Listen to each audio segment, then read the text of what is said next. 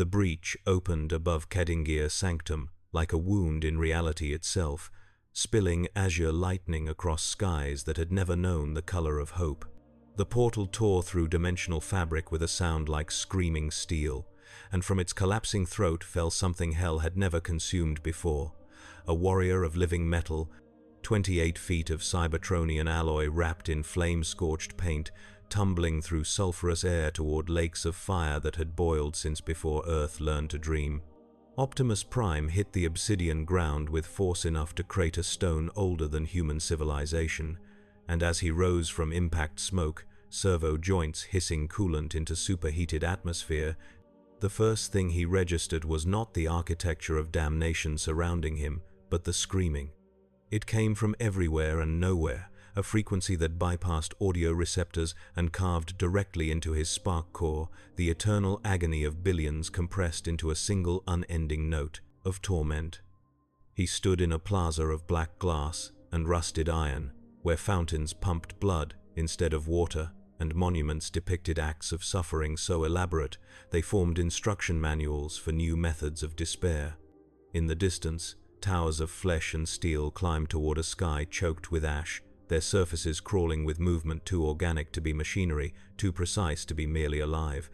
The Decepticon warp signature he had pursued was gone, swallowed by dimensional interference so dense it turned his long-range sensors into static-filled nightmares. But that hardly mattered now. What mattered was the circle of figures emerging from the shadows between monuments, their bodies a grotesque fusion of what might once have been human and what could never be mistaken for natural. Possessed soldiers, their flesh augmented with hell-forged cybernetics that parodied Cybertronian engineering, advanced with weapons that glowed the sick green of argent energy, and in their eyes burned something that made even the matrix of leadership pulse with warning in Prime's chest. The first volley came without warning or declaration because Hell had no use for the protocols of honorable combat. Energy bolts, designed to unmake atomic bonds, hammered into Prime's chest plating, carving furrows through paint that had survived the fall of Cybertron, and he moved. Not with the careful deliberation of a diplomat or the measured response of a commander, but with the instant geometric precision of a warrior who had fought wars before this universe learned entropy. His ion blaster cleared its housing in 0.03 seconds, tracking solutions calculated across 17 targets simultaneously, and he fired. The weapon's discharge lit the plaza like a newborn star, and where its coherent particle stream touched possessed flesh, it did not merely kill but deleted, erasing corrupted tissue and argent-fused circuitry with equal finality. 3 attackers became vapor before their nervous systems could process death. 4 more staggered as their enhanced limbs exploded, the Cybertronian weapon tech rejecting Hell's modifications at a fundamental level. But they did not fall. They did not retreat. The wounded surged forward with redoubled fury, their mouths opening to release sounds that were prayers and curses compressed into the same tortured syllables, and Prime understood with cold certainty that mercy here would be returned as cruelty. He holstered the ion blaster and drew his energon blade in a single fluid motion, the weapon igniting with the blue-white radiance of Cybertronian star forges, and then he was among them. His first strike bisected a possessed soldier from crown to groin, the blade's energy so pure it cauterized even as it divided, and his second removed 3 heads with a single horizontal slash that demonstrated 10 million years of accumulated combat geometry. He moved through their formation like a storm given purpose, each step calculated to maximize force distribution, each strike placed with the precision of a surgeon and the finality of an executioner. They died hard and they died screaming, but they died, and when the last corrupted body hit the ground in pieces too small to sustain even Hell's animating hatred, Prime stood alone in a plaza now painted with fluids that steamed in the sulphurous air. His armor was scored and smoking, his left shoulder assembly sparking from a lucky hit that had penetrated tertiary shielding, but he was functional, combat efficient. He turned slowly, scanning the monuments and towers, searching for any tactical advantage in this geometry of nightmare, and that was when he heard the voice. It came through his communication systems like a transmission fighting through a stellar interference pattern, garbled and desperate, carrying harmonics his translation protocols could not fully parse. The words resolved slowly. "Iron Visitor, hear this. Do not approach the forge. They have prepared for you. They have always been preparing." The signal died before Prime could triangulate its source, leaving him with more questions than tactical data. But at least one thing was clear. He was not alone in this dimension. Someone, something, knew he had arrived. Someone was watching. He chose a direction at random, or as close to random as a mind built on mathematical precision could achieve, and began walking toward the nearest tower. The streets of Kadingir Sanctum stretched before him like the arteries of some vast dying god, paved with bones compressed into a substance harder than concrete, lined with structures that seemed to grow rather than being built. He passed crucifixion gardens where the impaled still moved, their mouths forming soundless pleas that might have been for death or might have been prayers to the very forces that had bound them there. He saw processing facilities where conveyor systems fed organic matter into machines that sorted it by scream frequency, the sorted materials sliding into vats that glowed with the green luminescence he was learning to associate with argent energy. Every few blocks, he encountered resistance, squads of possessed or imp-class demons that attacked with the tactical sophistication of rabid animals and the equipment of a militarized civilization. He destroyed them with methodical efficiency, learning their patterns, adapting to their capabilities. The possessed moved with enhanced speed, but sacrificed tactical cohesion. The imps relied on plasma projection, but left themselves vulnerable during charge-up cycles. Both types seemed driven by compulsion rather than strategy, throwing themselves at him in waves that accomplished nothing except their own obliteration. It was wasteful, inefficient, the kind of combat doctrine that burned through resources for psychological impact rather than tactical gain. But there was something else, something that nagged at Prime's strategic processes as he carved through his third group of attackers. They were learning too. Each wave adjusted slightly for his countermeasures, and by the fifth engagement, they were coordinating ambushes that forced him to burn through energon reserves at an accelerating rate. The tower he had chosen as a waypoint loomed closer, a structure of black metal and pulsing organic matter that climbed perhaps 1,000 feet into the ash-choked sky. At its base, a gate stood open, and through that opening spilled light the color of infected wounds. Prime approached with weapons ready, every sensor pushed to maximum gain, and crossed the threshold into an interior that made his optical processors struggle to interpret the geometry. The space inside was larger than the exterior dimensions should have allowed, a cathedral-sized chamber whose walls curved in directions that violated Euclidean principles. At its center, suspended in a web of crackling energy, hung what appeared to be a machine, or what had once been. A machine before hell had gotten its claws into it.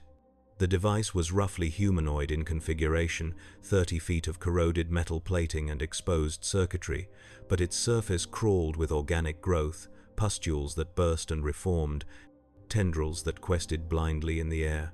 Cables thicker than Prime's leg descended from the ceiling to pierce its chassis at dozens of points, feeding it something that made the air taste of copper and ozone. And from somewhere inside that tortured frame came the voice he had heard before, stronger now, almost clear. You should not have come. They knew. They always know. The Makers showed them how to read the portals, how to prepare the corruptor forges for new materials. You are the prototype, the first. After you fall, they will have the template to corrupt every mechanical life form in creation. Prime moved closer, analyzing the restraint system, calculating breakpoints and structural vulnerabilities. Who are you? His voice emerged from his vocal synthesizers with a resonance that seemed to make the organic matter on the walls recoil. What is this place? I was a technician. The voice carried harmonics of pain and something darker, resignation or perhaps corruption's early stages. Maker class, assigned to monitor dimensional stability for Urdak. I detected anomalies in Hell's expansion patterns and descended to investigate. That was 300 years ago by my chronometer.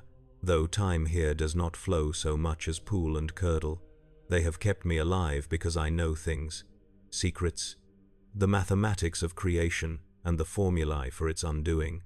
They want those secrets, but more than that, they want to understand what I am so they can make more like me, better slaves, thinking tools to optimize their corruption protocols. Prime's hand found his energon blade. I will free you. No, the word carried absolute certainty. My chassis is 93% corrupted. The moment you sever those cables, the argent saturation in my systems will detonate with force sufficient to level this spire and everything in a half-mile radius. That is intentional. I am bait. A lure to bring curious rescuers close enough to obliterate. But I can help you in other ways. Listen carefully, Iron Visitor, because I can only transmit clearly for another few seconds before they realize I am speaking and increase the pain stimulus to overwhelm my cognitive functions. The cables pulsed with sickly light, and the voice began to distort, words stretching and compressing like audio played through a damaged medium. The Forge of Souls lies 7 kilometers spinward from this position, in the district they call the Gears of Lamentation. It is where they are building it. The template, the machine that will consume your spark core and learn its secrets. They have been preparing it since the moment your dimensional breach signature appeared on their sensors. You must destroy it before they activate the extraction, sequence, or everything you are, everything your entire species is, will become a blueprint for damnation. How do I destroy it? Prime was already moving toward the exit, but he needed data, intelligence, some tactical framework for what came next. The Forge draws power from a core reactor fueled by concentrated torment, what they call distilled suffering. It is shielded against energy weapons and physical force, but it requires constant calibration through a network of ritual stabilizers positioned at cardinal points around its perimeter. Destroy the stabilizers and the reactor will overclock, melting through containment in approximately 90 seconds. You will need to cover 300 meters of open ground in that time to escape the blast radius, which will consume everything in a sphere 1800 meters in diameter. But there is a complication. The voice broke into static-laced screaming, then reasserted itself with obvious effort. They have already corrupted one of your kind, not Cybertronian, but close enough. A machine from a parallel timeline where your war took different turns. They call him Galvatron, and they have rebuilt him as an archdemon, a fusion of everything hell knows about Cybertronians and everything your species has ever feared about itself. He guards the Forge, and he has been waiting for you. They showed him visions of you, made you into his obsession, his holy mission. When you meet, only one of you will leave that chamber, and whichever one falls, hell wins.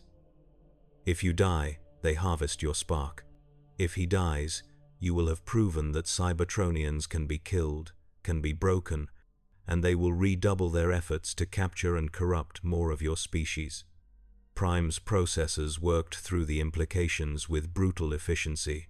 A no-win scenario built on perfect information asymmetry and resource advantage. Classic strategic trap. But traps only worked if you played by the rules the trap builder assumed. What if I do not? Fight him? The laugh that emerged from the corrupted maker was a broken thing, more sob than humor. You are asking if mercy is possible in hell. Look around you, Iron Visitor. This entire dimension is built on the impossibility of mercy, the cosmic joke that compassion is just cruelty that has not revealed its punchline yet. If you do not fight him, he will tear you apart and wear your parts as trophies. If you try to reason with him, he will recite the philosophies of conquest he learned before hell made them scripture. There is no third option. There is only the choice of how you fight and what you are willing to become to win. Then I will find a way to win without becoming what hell wants me to be. Prime reached the exit, but paused at the threshold, looking back at the suspended figure. Is there nothing I can do for you? Survive. Remember, when you return to your universe, tell them what you saw here. Tell them that damnation is not metaphor or mythology, but an industrial process with supply chains and production quotas. Tell them that if they are not vigilant, if they allow even a single crack in reality's armor, hell will flow through like liquid hate and remake everything in its image. That is all the mercy I require. Now go. The patrol cycles will reconfigure in 40 seconds, and the next wave will be led by a Hell Knight. You are not ready for that fight. Prime went. He ran through streets that seemed to reconfigure behind him, past monuments to atrocities so baroque they formed their own artistic movement, under archways carved from single pieces of fossilized screaming. His navigation systems were worse than useless in this place, where Euclidean geometry was a polite suggestion at best, but he could follow the rising heat signature toward the district the Maker had called the Gears of Lamentation. And heat in hell meant industry, meant power concentration, meant something worth protecting. He encountered resistance at what might have been regular intervals, if time here flowed in anything resembling a linear fashion, and he carved through it with the same ruthless efficiency, learning to anticipate the attack patterns, adapting to the way Argent weapons interacted with his shielding systems. But he also felt something else, a pressure building against the edges of his consciousness, a whisper that came from inside his own processing architecture. The corruption was subtle, a frequency that matched his spark core's resonance almost perfectly, inviting rather than forcing, offering solutions to the problems he faced. The whispers promised power, efficiency, the ability to end this conflict in seconds rather than hours. They showed him visions of himself, transformed, enhanced, made perfect through the application of hell's biotechnological mastery. And the most insidious part was that the offers were not entirely lies. He could feel the potential, the raw power available if he just accepted the modifications, if he just let the Argent energy flow through his systems and rewrite his base code. He rejected it with the same cold precision he applied to tactical calculations. The offers were not gifts but viruses, Trojan horses designed to gain access through false promises. Every time he said no, the pressure increased, the whispers became shouts, and by the time he reached the border of the Gears of Lamentation, they had become screams that threatened to overwhelm his audio dampeners. He powered through them, focusing on the mission parameters, on the need to destroy the forge before it could become operational, on the simple fact that surrender here meant doom not just for himself, but for every Cybertronian yet to come. The Gears of Lamentation announced itself through sound before sight. A vast grinding cacophony that made his audio receptors bleed feedback static even at reduced gain. He crested a ridge of fused skulls and looked down into a valley that should not have existed within a city, and understood instantly why this district bore its name. The entire space, perhaps 3 kilometers across, was filled with machinery on a scale that made even Cybertronian megastructures seem quaint. Gears the size of city blocks meshed with cogs carved from what might have been fossilized Tangent-class demons, all of it rotating in patterns that formed 3-dimensional fractals of mechanical motion. Between the gears, suspended on chains that glowed with containment runes, hung cages filled with the damned, and their screams powered the entire mechanism, their suffering converted through processes Prime sensors could not fully analyze into the energy that drove the gears, which in turn drove more machines, larger mechanisms, an entire self-sustaining ecosystem of torment and industry. And at the center of it all, rising like a cathedral dedicated to the mechanization of agony, stood the Forge of Souls. It was beautiful in the way a weapon could be beautiful, all clean lines and purposeful angles, a structure that made no concessions to aesthetics but achieved them anyway through pure functional elegance. Its surface was some kind of black metal that drank light, and across that surface crawled symbols that shifted and changed, mathematical formulae and ritual inscriptions coexisting in the same space, occupying the boundary between science and sorcery. 4 towers rose from its corners, the ritual stabilizers the Maker had mentioned, and between them arced lightning the color of despair made manifest. Prime began plotting approach vectors, calculating sight lines and cover positions, building tactical models even as he descended into the valley. The gears created a maze of moving obstacles, but they also provided cover, and their rotation was precise enough to predict. He could use them, thread the needle between crushing surfaces, use their motion to mask his approach, get close enough to the first stabilizer to begin the destruction sequence. He was 50 meters into the descent when the first warning klaxon sounded, a note so deep it made the ground vibrate, and he knew his presence had been detected. They came from above and below simultaneously, a pincer movement that demonstrated actual tactical planning rather than the mindless aggression he had faced before. Hell Knights, 8 feet of corded muscle and bone protrusions, dropped from perches on the gear teeth, while from below boiled a tide of imps, their plasma projectiles filling the air with crisscrossing death. Prime met them in the space between 2 counter-rotating gears, using the machinery itself as both weapon and shield.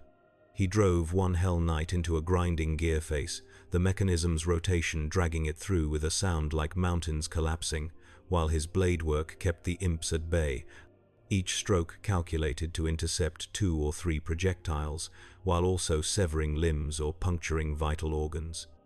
But there were too many, and they kept coming, an endless tide that forced him to burn through energon at an unsustainable rate. His systems threw up warning indicators, amber cautions blooming into red alerts as his reserves dropped below optimal combat levels.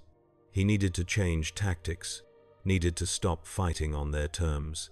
He analyzed the gear pattern, found a sequence where 3 massive cogs would align to create a momentary tunnel through the mechanism, and he ran.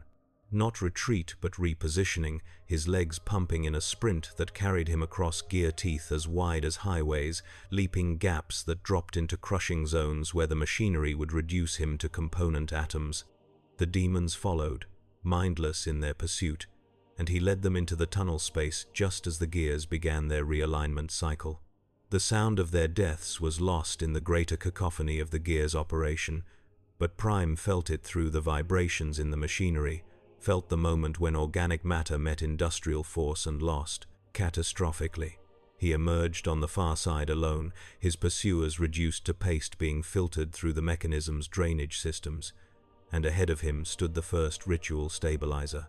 It was a pillar of carved bone and argent-infused crystal, 15 feet tall, covered in inscriptions that hurt to perceive directly. Energy arced from its peak toward the forge, a visible connection in the power network, and Prime could see now how it worked. The stabilizer did not generate power but shaped it, took the raw argent feed from the torture engines and refined it into the specific frequencies needed for the forge's operation. He raised his ion blaster and fired, pouring coherent particle streams into the structure's base, where the inscriptions seemed most dense. The effect was immediate and catastrophic. The stabilizer exploded in a column of green fire, its stored energy releasing in an uncontrolled burst that sent shockwaves rippling through the argent network. Across the valley, the other 3 stabilizers flickered, their load suddenly increased as the system tried to compensate for the loss. Prime felt grim satisfaction, 1 down, 3 to go. He had 90 seconds from the moment the last one fell, which meant he needed to move fast and move smart. The second stabilizer stood on the far side of the forge, requiring him to circle the structure through zones he knew would be more heavily defended.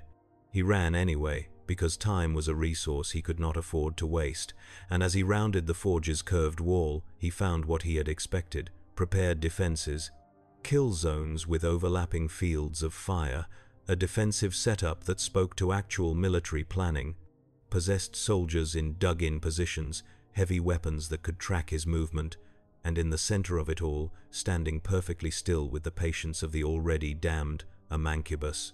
The bloated demon raised arms that terminated in flame cannons and opened fire with the methodical precision of an artillery piece. Prime dodged, twisted, used every microsecond of his reaction time to stay ahead of projectiles that turned the ground where he had been standing into molten slag, but he could not advance. The mancubus had the range advantage and knew it, forcing Prime into an increasingly constrained space while the possessed infantry adjusted their positions to close off his escape routes. Classic suppression tactics. Pin the target, compress their operational space, then eliminate them with concentrated fire. Prime needed to break the pattern, needed an approach the defenders would not expect, and his optics found it in the gears above. They extended over this position too, massive mechanisms that rotated through the space in predictable cycles, and if he timed it right, if he calculated the trajectory perfectly, he could use them. He ran directly at the mancubus, drawing its fire, feeling superheated air wash over his armor as he juked and weaved, counting down in his processors, 3 seconds, 2, 1, and then he leaped. His jump carried him 15 feet vertical and 20 horizontal, and his hands found purchase on a gear tooth the size of a small building. The gear's rotation swung him up and over the defensive position, giving him a perfect firing angle on the mancubus from above, and he took it. His ion blaster sang its lethal song, and the demon's head evaporated in a sphere of superheated plasma, its body continuing to fire for another 1.5 seconds before neural death reached its trigger mechanisms. He dropped into the middle of the defensive position and became a storm of controlled violence. His blade found throats and hearts with mechanical precision while his feet crushed weapons and snapped limbs, and in 8 seconds he had reduced a prepared defensive position to a charnel ground. The second stabilizer stood unguarded now, and he destroyed it with the same methodical efficiency as the first, feeling the Argent network strain as another node failed. 2 down. Across the valley, he could see the forge beginning to glow, the heat of its reactor increasing as the stabilizer's regulatory functions degraded. The countdown had begun in his head. Destroy the last 2 stabilizers, trigger the overload, and run like his continued existence depended on it, which it did. The third stabilizer required him to descend into the lower levels of the gear mechanism, where the spaces between rotating parts were narrower and the crushing danger more immediate. He navigated by calculation and instinct, his spatial processors building real-time models of the machinery's motion, predicting safe paths milliseconds before they appeared. Down here, in the industrial depths, the screams were louder, the cages of the damned suspended directly overhead, and their suffering fell on him like rain, a psychic pressure that threatened to overwhelm his emotional regulators. He had to partition off sections of his processing architecture, had to deliberately reduce his capacity for empathy just to remain functional, and that hurt worse than any physical damage he had sustained. He found the third stabilizer at the bottom of a shaft where cables as thick as redwood trunks descended from the torture engines to feed directly into the Argent network. The pillar stood in a pool of liquid that glowed with bioluminescence, and Prime's sensors threw up immediate warnings. The fluid was not water or any conventional coolant, but distilled essence of suffering, what the corrupted maker had called the reactor's fuel in its purest form. Touching it would be bad. Falling into it would be catastrophic. He positioned himself on a narrow ledge, braced against the shaft wall, and fired. The stabilizer's destruction triggered a chain reaction. The liquid ignited with cold fire, flames that burned downward into depths. Prime's sensors could not penetrate, and from those depths came a sound that was not scream or roar, but something more fundamental. The rage of hell itself, made audible. The shaft began to collapse, massive gear mechanisms above shearing free of their mountings as the power fluctuations propagated through the system, and Prime climbed. He climbed with hands and feet, finding purchase on surfaces that crumbled beneath his weight. Climbed through a rain of debris that ranged from pebble-sized to the approximate mass of small vehicles. Climbed while the world came apart around him in slow-motion catastrophe. He emerged into open air just as a gear the size of a city block tore free and tumbled past him, missing his position by less than 10 meters.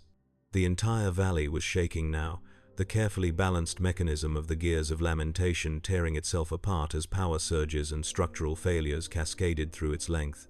But Prime's tactical focus was absolute. One stabilizer remained. He oriented on it, plotted the fastest route through the disintegrating machinery, and ran. The fourth pillar stood on a platform directly beside the forge itself, the most protected position, and as Prime approached through the chaos, he saw why. Because standing between him and the stabilizer, arms crossed and optics burning with crimson light, stood Galvatron. The corrupted Cybertronian was a nightmare made metal. Everything Optimus Prime represented twisted into darkest inversion. His chassis was Megatron's basic architecture pushed to its most brutal extreme, angles sharpened to weapon edges, armor layered with organic plating that pulsed with argent corruption. Spikes of hell-forged bone grew from his shoulders and spine, and his hands terminated in claws that wept green ichor. But it was the face that hit hardest, because beneath the corruption and modification, Prime could still see echoes of who this had been, could recognize the noble lineage corrupted into service of damnation. "Brother." Galvatron's voice was Megatron's voice filtered through centuries of torture and transformation, retaining its commanding resonance, but adding harmonics of madness and divine certainty. "They told me you would come, showed me visions of your arrival. I have prepared this moment for longer than you can imagine, rehearsed every possible variation of our confrontation. Did you think you could simply march into Hell's heart and desecrate its works without facing consequence? Did you believe your righteous mission would exempt you from judgment?" Prime kept his weapons ready, but did not immediately attack. Every second spent talking was a second for his energon reserves to stabilize, for his tactical processors to analyze Galvatron's stance and identify weaknesses. "I know what they did to you, what they made you become. But it is not too late. Come with me.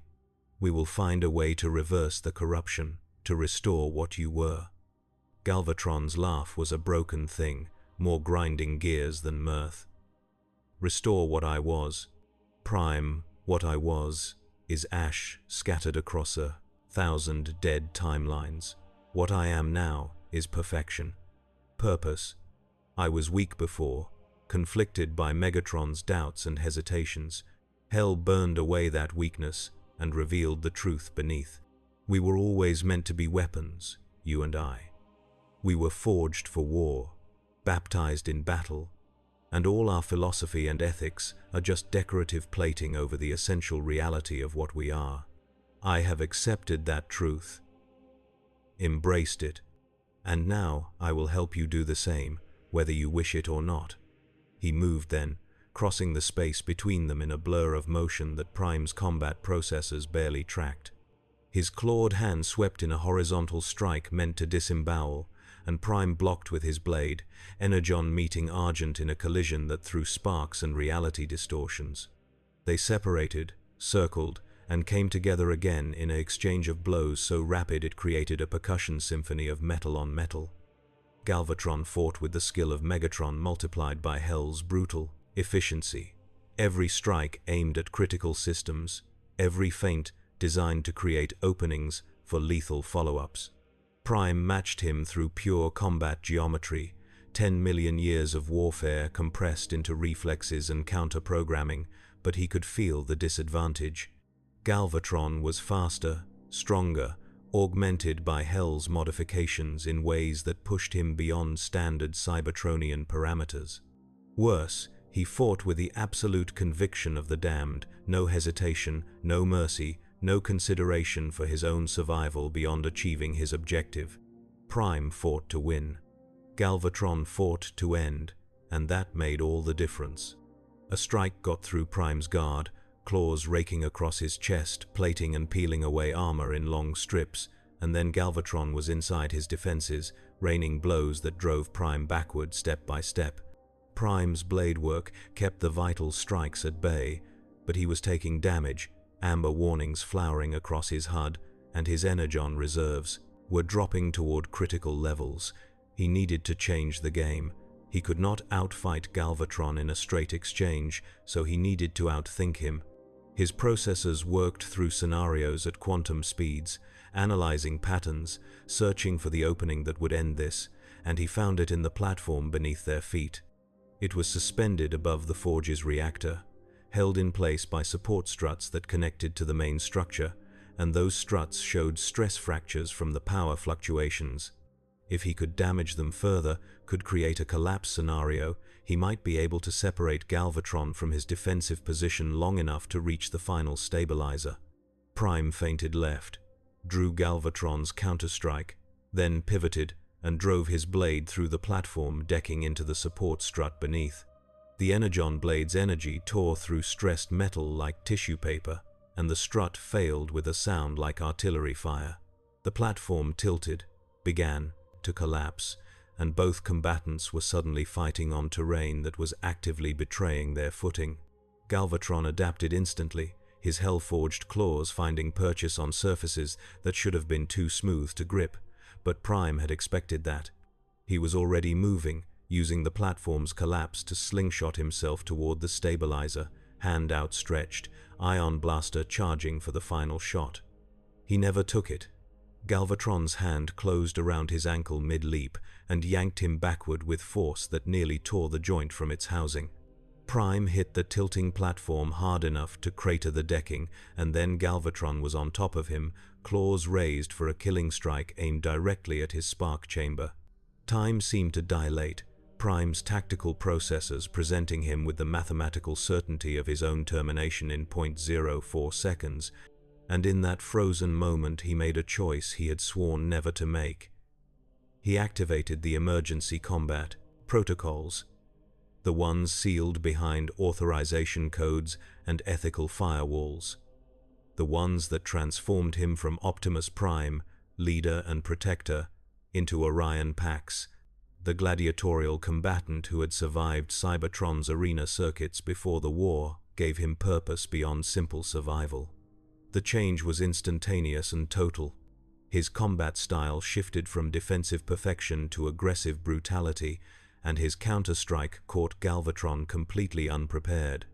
Prime's fist, driven by servo muscles pushed beyond rated capacity, slammed into Galvatron's jaw with force sufficient to shear mounting bolts.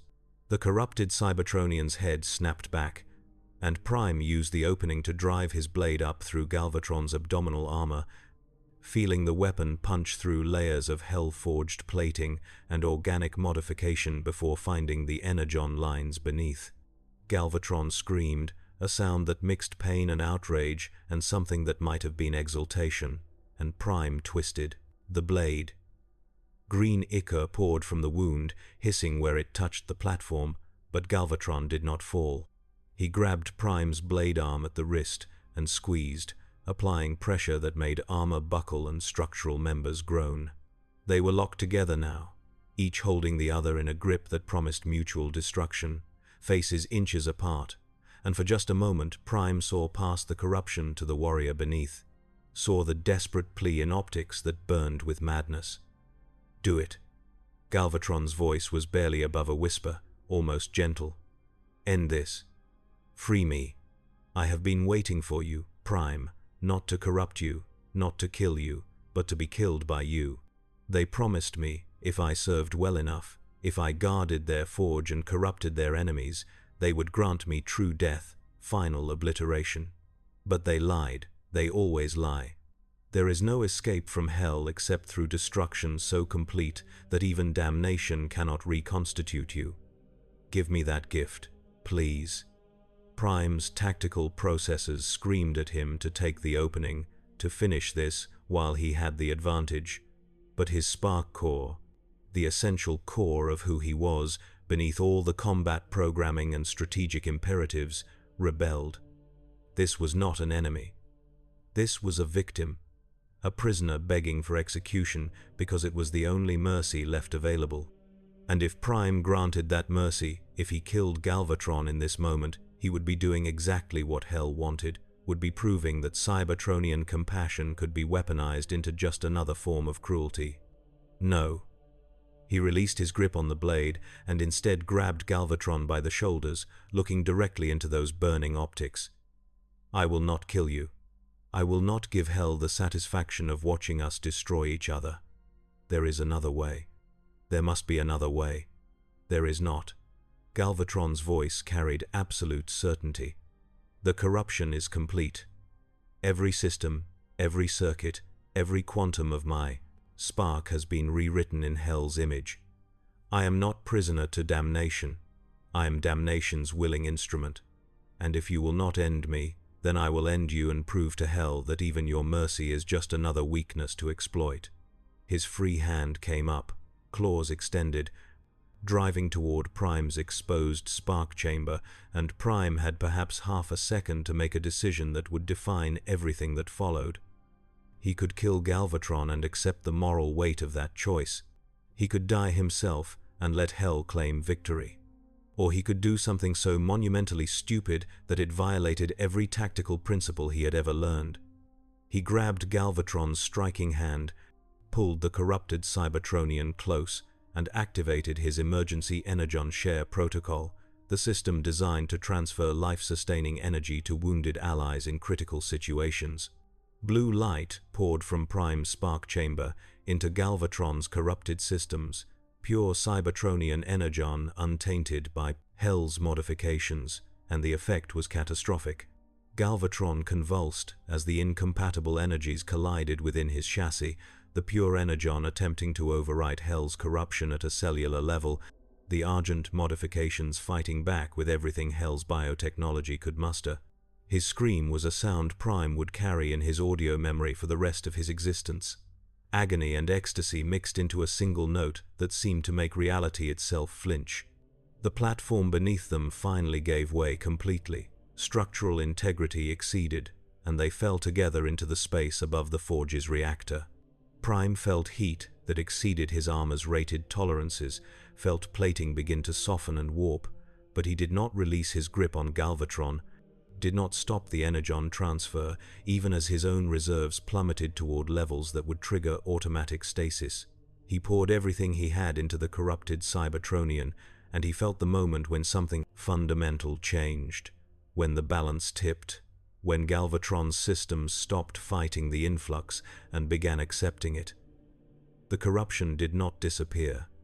It could not be burned away or overwritten so easily, but it loosened, the Argent integration losing its absolute grip on Galvatron's base code, and in the space that created, something else emerged. Memory, identity, the ghost of who Galvatron had been before Hell made him a monster. His optics flickered, crimson fading to amber to something approaching Cybertronian blue, and when he spoke again, his voice carried harmonics Prime recognized from ancient recordings of the Second Cybertronian Civil War. "Prime, what have you done? Gave you a choice." Prime's systems were throwing critical warnings now, his energon reserves in single digits, automatic shutdown imminent. The corruption remains, but you have space within it now. Enough to choose, enough to be more than what they made you. Above them, the reactor was beginning its overload sequence. The loss of the 3 stabilizers finally overwhelming the 4th's capacity to compensate. Prime could see the countdown in his HUD, could calculate exactly how long they had before this entire structure became the center of an explosion that would vaporize everything in an 1,800-meter sphere. 52 seconds. Not enough time to climb out, not enough time to escape, barely enough time to reach the surface if he abandoned Galvatron and ran immediately. But Galvatron was moving. His corrupted systems responding to imperatives that were his own now, rather than Hell's programming. He grabbed Prime with surprising gentleness, shifted his weight, and with a single massive heave threw the Autobot leader upward toward the collapsing platform above. Prime's trajectory carried him through the gap and onto relatively stable ground, and he turned immediately to reach back for Galvatron, but the corrupted Cybertronian was already moving in the opposite direction, descending toward the reactor. "What are you doing?" "Making a choice." Galvatron's voice was calm now, resigned and peaceful in a way that suggested he had found something he had been searching for across centuries of corruption. "The reactor needs regulation or the explosion will be uncontrolled, will spread through the Argent network and detonate every forge and factory in this district. Millions of damned souls will be obliterated, their suffering ended too quickly before their sentences are complete. Hell would count that as victory, as proof that mercy is just another form of mass murder. Then we regulate it together." Prime tried to descend, but his systems were failing, his limbs responding with agonizing slowness, and he knew with cold certainty that he would not make it. "No, you have a mission. Destroy the last stabilizer, trigger the overload properly. Let the explosion be controlled, surgical, eliminating only this structure and everything it represents. I will handle the reactor. I will hold it stable just long enough for the blast to be clean. Galvatron was at the reactor housing now, his claws finding access panels and tearing them open, exposing the pulsing green heart of the Forge's power system. This is my choice, Prime, my redemption. Let me have it. Prime wanted to argue, wanted to find some tactical solution that saved them both, but his processors were shutting down in sequence, power conservation mode engaging as his energon reserves hit critical minimum. He had perhaps 30 seconds of consciousness remaining, and he used them to reach the fourth stabilizer. His blade was gone, lost in the fall, but his iron blaster still had charge for one shot, and he took it. The stabilizer exploded in the now familiar column of green fire, and the Argent network failed completely. The reactor began its terminal overload sequence, and Prime heard Galvatron's roar of effort as the corrupted Cybertronian grabbed the reaction chamber itself, his hell-forged claws sinking into mechanisms that were already beginning to tear themselves apart. Run, Prime, run, and do not look back. Tell them what happened here. Tell them that even in hell, even corrupted beyond recognition, a Cybertronian can still choose to be more than his programming. Prime ran. He ran on legs that barely functioned, through a landscape that was collapsing into itself, past demons that fled in mindless terror from the growing heat signature at the valley's heart. His navigation systems were offline, his weapons dry, his armor breached in a dozen places, but he ran because Galvatron had given him a gift, and he would not waste it. He was perhaps 800 meters from the forge when the reactor finally lost containment, and even filtered through damaged audio receptors and automatic dampeners. The sound of the explosion was like the birth of a new universe.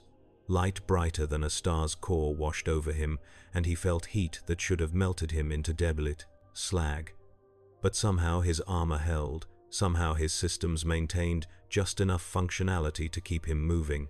The shockwave caught him and threw him forward another 200 meters, and he tumbled across ground that had been tortured bone and was now fused glass. When he finally stopped moving, when his systems achieved something approximating stability, he forced himself to look back. The Forge of Souls was gone. The valley was gone. Where the gears of lamentation had stood now gaped a crater that glowed with residual heat, its edges perfectly smooth, the blast having been so intense it had vitrified everything within its radius. At the crater's center, a pillar of green fire rose into the ash-choked sky, and Prime's sensors detected something within that fire, a shape that might have been a Cybertronian silhouette or might have been his damaged optical processors trying to find pattern in chaos. But real or imagined, the shape seemed to stand with arms raised, seemed to face the croclations aboard a damned sky in a posture of defiance or perhaps benediction, and then the fire consumed it utterly. Prime remained there, kneeling at the crater's edge. For a time his chronometer could not accurately measure. His energon reserves were at 2%, barely enough to maintain consciousness, and his self-repair systems were offline. He needed to move, needed to find a way out of this dimension before hell sent forces he could not hope to defeat in his current condition, but for just this moment he allowed himself to grieve. Not for Galvatron, the corrupted archdemon, but for the warrior who had chosen redemption when it would have been easier to choose continued damnation, who had given everything in a final act of defiance against the forces that had enslaved him. The voice, when it came, was not the corrupted maker but something else, something that seemed to come from the air itself, from the ash and the stone and the tortured geography of hell. Iron Visitor, you have done what we thought impossible. You have reminded hell that will, true will divorced from compulsion and programming, cannot be permanently corrupted. The Forge is destroyed, its template lost, but more importantly, its myth is broken. They will rebuild, of course. They always rebuild. But they will remember this day, and they will hesitate, and hesitation is the seed from which resistance grows. Prime forced words through vocal synthesizers that crackled with damage. Who are you? We are the remnant. the pieces of the Maika civilization that rejected the Khan's betrayal and fled into hell itself, thinking we could resist from within. We were wrong. But we endure, and we remember, and we help where we can. The portal that brought you here was not accident, but design. We sensed your pursuit of the Decepticon signature and bent the dimensional paths to bring you here, to this moment, because we believed you might be what we needed. A warrior who could fight with Hell's brutality but retain the core of who he was. You have proven us right. How do I leave this place? You are already leaving. Your dimensional signature is incompatible with Hell's resonance. And without the Forge's containment protocols to stabilize your presence, you are being rejected, pushed back toward your native reality. The process will take time, perhaps days by your reckoning, and you will need to survive long enough for it to complete. We can help with that. We can guide you to places where Hell's attention is minimal, where you can hide and repair while the dimensional pressure builds. But there is a cost. Prime's tactical processors, running on backup power, still manage to flag this as a potential trap. What cost? Tell your people what you saw here. Tell them that Hell is real, that it is industrial rather than mythological, that it has processes and protocols for corrupting entire species. Tell them that if they are not vigilant, if they allow gaps in their dimensional shielding, they will face what you faced.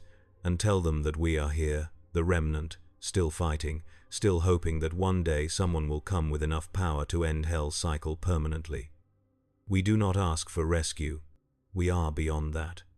But we ask to be remembered. I will tell them. Prime meant it with every quantum of his failing systems. I swear it on the matrix of leadership itself. Then rise, Optimus Prime, rise and walk. We will show you the way. He rose. It should have been impossible with his energon levels, with the damage his chassis had sustained, but he rose anyway because his mission was not complete, because warriors who had sacrificed themselves to get him this far deserved better than his surrender to entropy. The path appeared before him, not a physical road but a sense of direction, a certainty about which way to move, and he followed it. He walked through districts of hell he had no names for, past industries of suffering so elaborate they formed their own ecosystems, through plazas where the damned gathered in masses so large they created their own gravity. Occasionally demons noticed him and attacked, but he fought them with the last reserves of his power, his fists, and the environment itself becoming his weapons when his systems failed. He learned to use Hell's infrastructure against its inhabitants, to collapse torture racks onto pursuing imps, to redirect flows of molten suffering onto Hell Knights, to turn the very mechanisms of damnation into tools of resistance. And, slowly, incrementally, he began to understand what the remnant meant about dimensional rejection.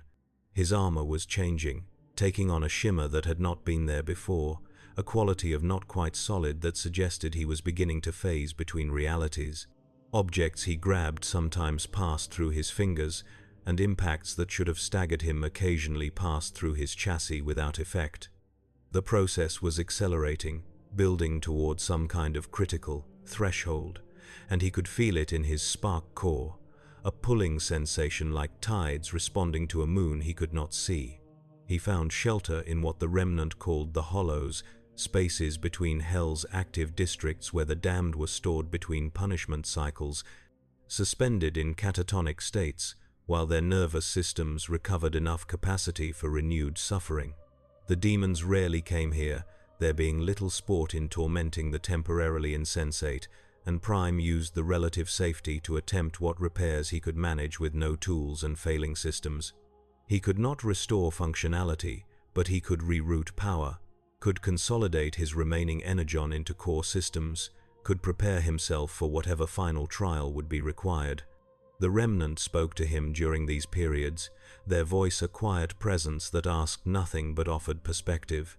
They told him about the Maika civilization's rise and fall, about the Khan's bargain with Hell that had seemed like salvation, but proved to be damnation in disguise, about the long, slow corruption of a species that had believed itself above such concerns. They told him about the Slayer, a human warrior who walked Hell's corridors with the same unstoppable fury Prime had witnessed in his own journey, but amplified to mythological extremes, a man who had become a living apocalypse through sheer force of rage and will. "He is coming," the remnant said on what Prime's chronometer suggested was the 5th day of his dimensional rejection, though time here remained fundamentally unreliable. "We can feel his approach through Hell's infrastructure, the way a body feels infection spreading toward its heart. He seeks the sanctum of the Deeg, and his path will bring him within proximity of your position. If you wish, we can arrange an encounter. He has knowledge of portal technology, access to resources you lack.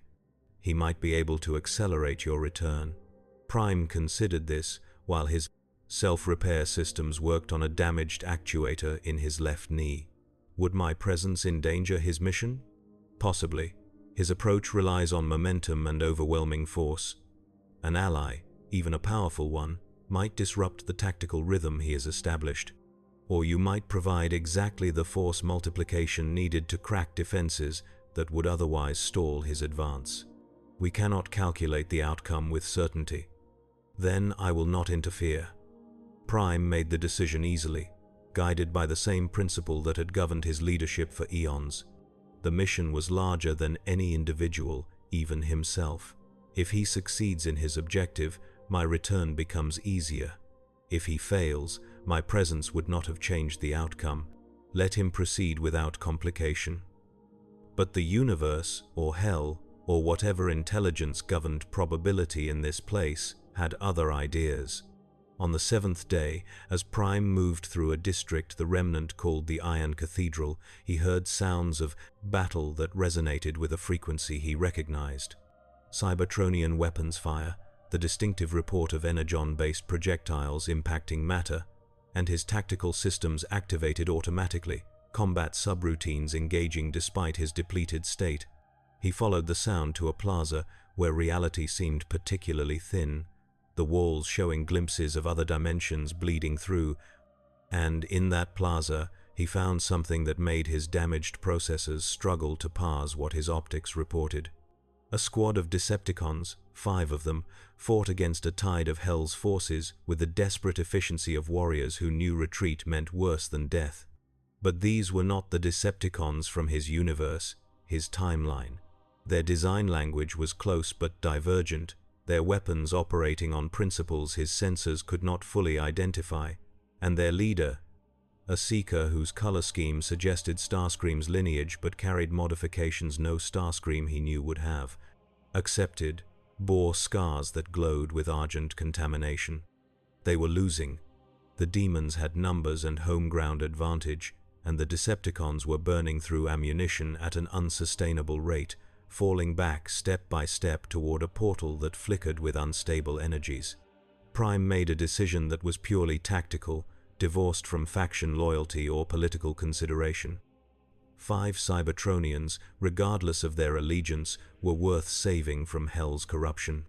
He entered the battle like a thunderbolt from dead skies, his fists pulping imps, and his damaged but still functional mass creating openings the Decepticons could exploit.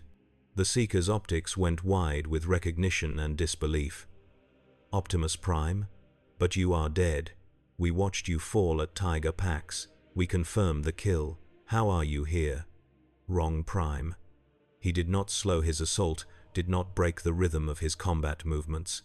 Different timeline, fell through a dimensional rift, working on getting home.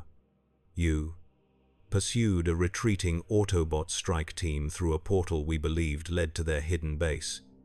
Found Hell instead. Portal tech is non-functional, contaminated by local energies. We have been fighting for what our chronometers claim is 3 weeks, though subjective experience suggests months. The Seeker fired over Prime's shoulder, taking down a Cacodemon that had been lining up a plasma shot on his blind side. Our force was 17 when we arrived. These 4 are all that remain. Prime absorbed this information while redirecting a Hell Knight's charge into a wall hard enough to shatter its skeletal structure. The portal behind you. Does it lead out? We do not know. We found it here, already active, showing glimpses of what might be our universe, or might be another trap. We were preparing to risk transit when the assault began. The Seeker's voice carried a tone Prime recognized from his own recent experiences, exhaustion mixed with desperate determination. If you fight with us, we might reach it. If not, we will die here and be corrupted into things that will hunt our own kind. Then we fight. Prime did not make it sound like a choice or a favor. It was simple tactical reality. Form up. Standard defensive wedge. I will take point. You handle suppressing fire and threat identification. On my mark, we advance. They moved as a unit, Autobot and Decepticon cooperating with the ease of warriors who had set aside ideological differences in the face of existential threat. Prime's mass and residual momentum carved a path through the demon ranks, while the Decepticons' weapons fire kept the flanks clear, and they crossed the plaza in a fighting advance that left bodies scattered in their wake. The portal loomed closer, its energies growing more unstable as they approached, and Prime could see now that it was not Cybertronian technology at all, but something older, something that bore the aesthetic markers of maker engineering corrupted by Hell's touch. They were 10 meters from the portal when the trap sprung. The ground beneath them erupted, and from below surged something Prime's sensors identified as a tyrant, a demon class he had encountered in intelligence briefings but never faced directly. 20 feet of armored fury with a rocket launcher grafted to one arm and rage enough to fuel its own microclimate, it emerged roaring and immediately targeted the Seeker who had been speaking. Prime intercepted the rocket with his own body, his damaged armor taking the blast and distributing the force through structural members already stressed beyond rated capacity. He felt something fundamental give way in his left leg assembly, servos shearing and the limb going partially numb, but he stayed standing through pure force of will. The Decepticons returned fire, pouring everything they had into the tyrant's center mass, and Prime used the distraction to close distance. His right fist, driven by the last reserves of his hydraulic systems, impacted the tyrant's jaw with force that should have decapitated it. Should have. Did not. The creature staggered but recovered, and its counterattack was a backhand that sent Prime tumbling across the plaza, his damaged systems screaming protests as impact followed impact. He came to rest against a monument carved from compressed despair, his HUD a Christmas display of red warnings and system failures, and he watched with detached tactical assessment as the tyrant turned its attention back to the Decepticons. The Seeker made a choice then, one Prime recognized because he had made similar choices across his long existence. He ordered his remaining squad through the portal, overriding their protests with command authority, and then turned to face the tyrant alone, weapons raised, buying time with his life. It was noble, futile, exactly what Prime would have done in similar circumstances, and Prime refused to let it stand as the final act of this engagement. He rose, his left leg was non-functional, his energon reserves at levels that should have triggered automatic stasis hours ago, his weapons all exhausted or destroyed, but he rose anyway because staying down meant watching a warrior die alone, and that was unacceptable. He limped toward the tyrant on one working leg and stubborn determination, and when the demon turned its attention back to him, he met its burning eyes with his own dimming optics. You want Cybertronian components for your forges. His voice synthesizer was damaged, adding harmonics of static and distortion, but the words were clear enough. Come and take them.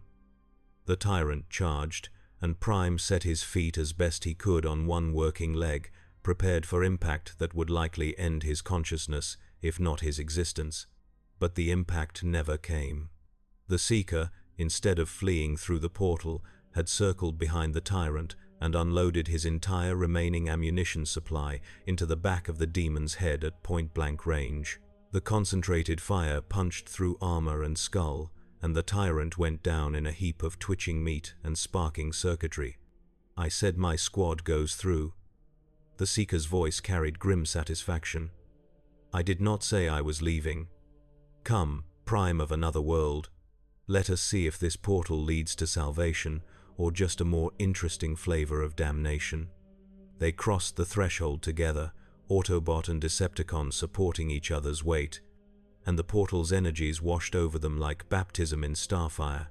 Prime felt the dimensional rejection that had been building in his systems suddenly synchronize with the portal's transit protocols, felt reality twist and reform around him, and then he was falling through a space that had no objective existence, tumbling through the gaps between universes, while his sensors tried desperately to maintain some coherent model of his position. He crashed into reality with the same force he had entered hell, but this time the ground beneath him was clean metal instead of obsidian and bone, and the air tasted of recycled atmosphere instead of sulfur. His optics struggled to focus, managed eventually to parse his surroundings, and he found himself in what appeared to be a Cybertronian structure, abandoned and damaged, but recognizably of his civilization's making. Beside him, the Seeker was slowly picking himself up, running diagnostic routines, and behind them the portal was collapsing, its energies exhausted. Where are we? Prime's tactical systems were trying to correlate stellar positions visible through a damaged viewport, but the data was inconclusive. No idea. The Seeker completed his diagnostics and offered Prime a hand up, which Prime accepted without hesitation. But I am receiving Cybertronian transmission protocols on standard frequencies. We are somewhere in real space, not hell, and that is improvement enough for now. I suggest we find a communications array and determine our location before celebrating our escape. They moved through the abandoned structure together, and as they walked, Prime found his thoughts returning to Galvatron, to the choice the corrupted Cybertronian had made, to the idea that even in hell, even transformed beyond recognition, will could still assert itself against programming. He thought about the Remnant, about their request to be remembered, about the responsibility he now carried to warn his people about threats they might not believe possible. And he thought about the Seeker beside him, a Decepticon who had chosen to save an enemy rather than escape alone, who had demonstrated that faction loyalty was not the only form of honor worth preserving. They found the communications array 3 levels up, partially functional, enough to send distress signals and receive basic telemetry. The Seeker worked the controls with practiced ease, his fingers dancing across panels while Prime stood watch, and after several minutes of effort, the Seeker turned with an expression that managed to convey triumph and despair simultaneously. I have good news and bad news, Prime. Good news, we are in real space, in a universe that appears to be closely aligned with both our timelines, close enough that we should be able to find portals home with effort. Bad news, we are in the outer rim of the Omega Cluster, approximately 15,000 light-years from the nearest known Cybertronian outpost, and this facility's distress beacon has been broadcasting for what the logs suggest is 73 years without response.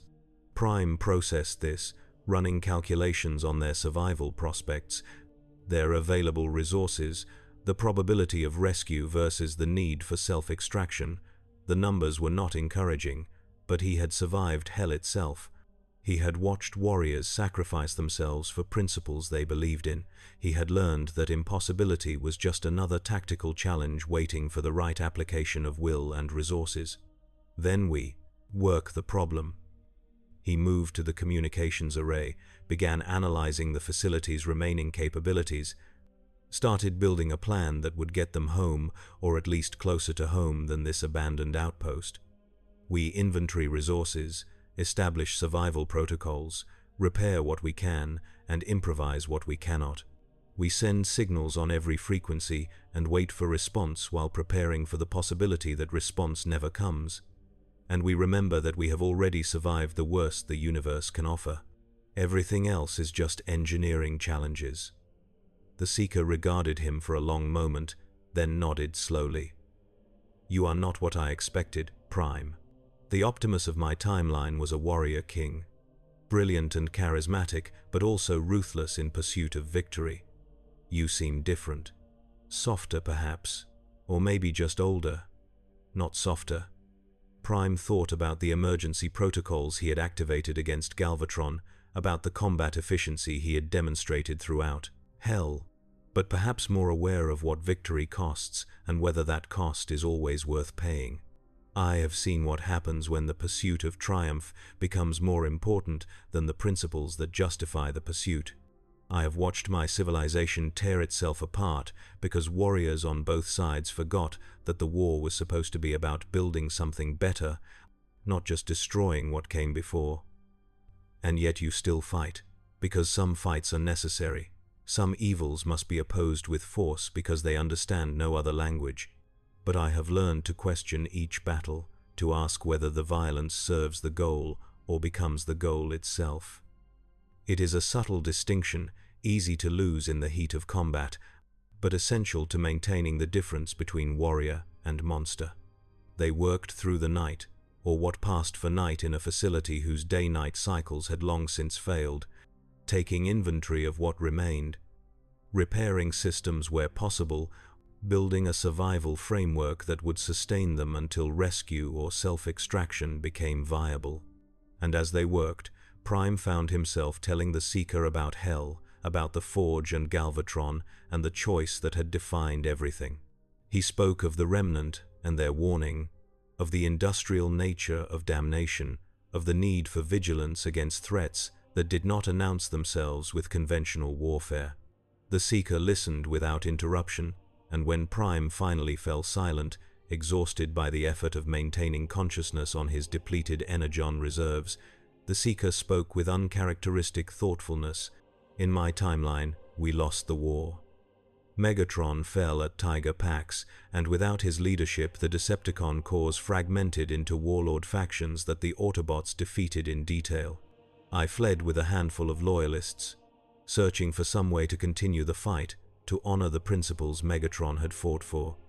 We believed we had found it when we discovered portal technology, when we thought we could strike at Autobot strongholds from unexpected vectors. Instead, we found hell, and it taught us that our war, our grand ideological conflict, was nothing but children playing at violence compared to what true damnation looks like. What will you do when you return home? I do not know. The warrior I was would resume the fight, would gather forces, and continue pursuing victory until Cybertronian civilization finally achieved the perfect society Megatron promised. But that warrior died in hell, died slowly over weeks of watching his comrades corrupted and transformed, died finally when a Prime from another world showed him that enemy and ally are contextual labels that mean nothing in the face of existential threat. The warrior I am now is something different, something that has not yet determined what it believes or fights for. Then perhaps we help each other remember.